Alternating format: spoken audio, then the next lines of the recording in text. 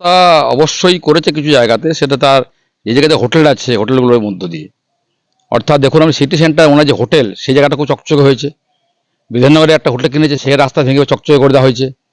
City centre আরও কিছু planning plot কিনেছেন, সেই রাস্তা চটপটে চকচকে হয়ে গেছে। বাস্তবিক পক্ষে বলুন, পশ্চিম বিধানসভাতে 306টা বুথ আছে, সেটা 2-3টে বুথের মধ্যে সীমাবদ্ধ আছে। যদি আমরা রোড পেরিয়ে যান, পলাশডিয়া, ফরিদপুর, তামলা, আমাদের অর্জুনপুর, আমাদের পুরসা, অঙ্গদপুর, শামপুর, নডিয়া, আমাদের যদি আমরা কুড়েডাঙ্গা, গোপালমাঠ, মেন গেট, কাদা রোড, একটা বলুন উদাহরণ দিয়ে যে কবিবাবু এই কাজটা করেছেন।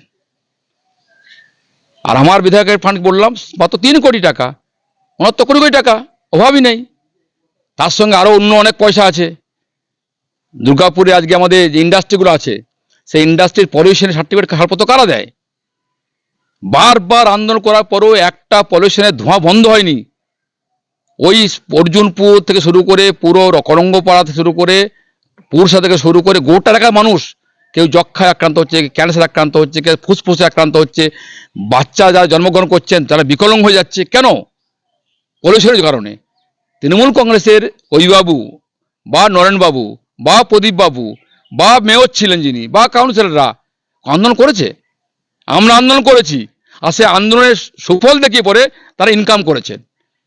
তাই দুর্গাপুরের মানুষ টোটালটাই বঞ্চিত, শোষিত, পীড়িত কারা? গরিব মানুষরা। তাদের কোনো উন্নয়ন হয়নি।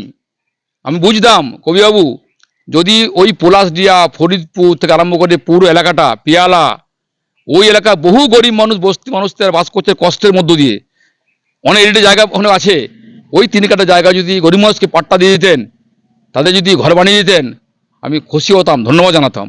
একজন হয়েছে কি? কোনো একজন গরিব মানুষ উপকার হয়েছে কি? কারও হয়নি।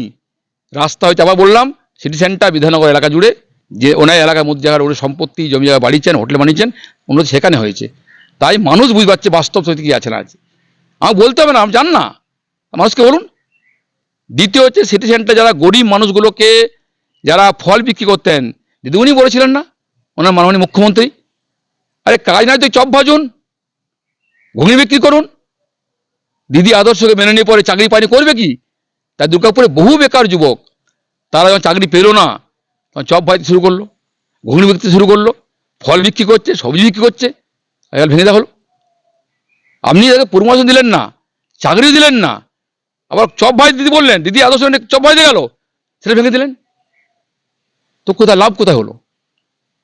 তাই উনি বলছেন আমি এই করেছি ওই করেছি, বাস্তবে দুর্গাপুরের উনি কিচ্ছু করেননি। যদি করতেন, আমি আবার বলছি, উনি বলুন জানিয়ে পড়ে, আমরা এই কুড়িডাঙ্গা বা পুরো এলাকা, হামপুর, নডিয়া, আনন্দপুর, পুরো যে এলাকা জড়িয়েছে রোডের ওই পাশে কিচ্ছু হয়নি। হ্যাঁ, হয়েছে কি? রাস্তা হয়েছে, ওনার ব্যক্তিগত শ্রীবৃদ্ধি হয়েছে, আর ওভারব্রিজ বা মানে কি বলবো, ওই জলে ফোয়ারা অনেক কিছু করেছেন বিনোদনের জন্য। তো গরিব মানুষের কিছু হয়নি। তাই উনি বলছেন, আর ভোটে দাঁড়িয়ে গেছে, করবেন কি? আমি আগে বলেছি, উনি সোপার তৃণমূল। নাহলে যারা দুর্গাপুরে দীর্ঘদিন ধরে যারা মার খেয়ে বঞ্চিত হয়ে সিপিএমের সঙ্গে কেস খেয়ে পরে আন্দোলন করে যারা নেতা হলেন তৃণমূলের, দিদিকে ভরসা করলেন, 98 সালে কংগ্রেস করতো, ছেড়ে চলে এলেন, তৃণমূলে যোগ দিলেন, তারা কিন্তু এই কেউ নেই। তারা কেউ পোস্ট পায়নি। রবি কল্যাণ সমিতির চেয়ারম্যান, এডিডিএর চেয়ারম্যান, আবার বিধায়ক, উনি সুপার তৃণমূল। উনি বলছেন আমি পার্টি করিনি, আমি বলছি ওর মতো বড় তৃণমূল আর এই দুর্গাপুরে কেউ নেই। তাই তিনি রবি কল্যাণ চেয়ারম্যান, এডিডিএর চেয়ারম্যান, বিধায়ক, ওনার টাকা পয়সা ওই রাস্তা হোটেলগুলো ঠিকঠাক করে রাস্তা তার ফান্ড অ্যালট করে দেওয়া সব করেছেন ওরা।